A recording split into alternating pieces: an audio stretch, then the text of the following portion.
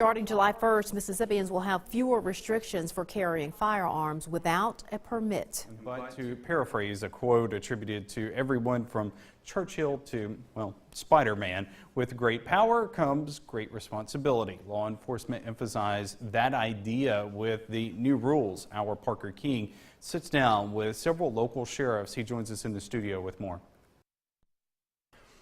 And I probably know what everybody's thinking. Mississippi's been able to conceal carry since 2016, but those guns had to be in a holster. And also, enhanced carries were not allowed in courtrooms. Starting next week, it can be pants pockets, coat pockets, waistbands, pretty much anything that hides the gun from plain sight. And while it's not required, law enforcement are asking those who carry to be mindful of your surroundings and, above all, know what you're doing.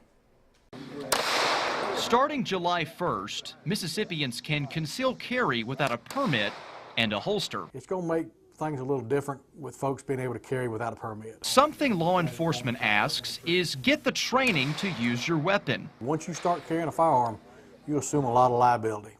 And all the training that you can take can't do nothing but help you. You can hurt yourself if you don't. Not only hurt someone else, but you can hurt your own self by not knowing the proper way to use that weapon. Chickasaw County Sheriff James Myers says taking a class costs less than $100.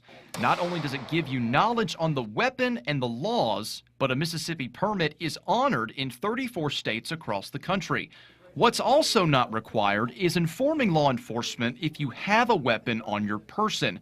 But Monroe County Sheriff Cecil Cantrell says that's something you might want to consider. Keep anything from going wrong. You know, a lot of times people doesn't keep an officer aware of what's happening. You know, the police officers are out there to protect and serve. They're not out there to hurt anyone. We encounter somebody that we don't know.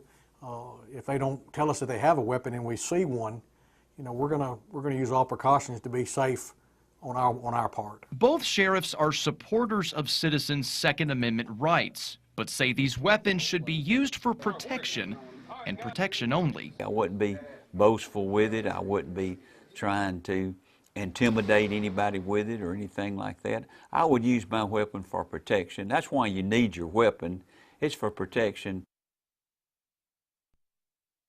Of course, certain laws still stand. You can't take any firearm into a government building or businesses with a no gun sign. For more information on firearm training classes, visit our website, wcbi.com.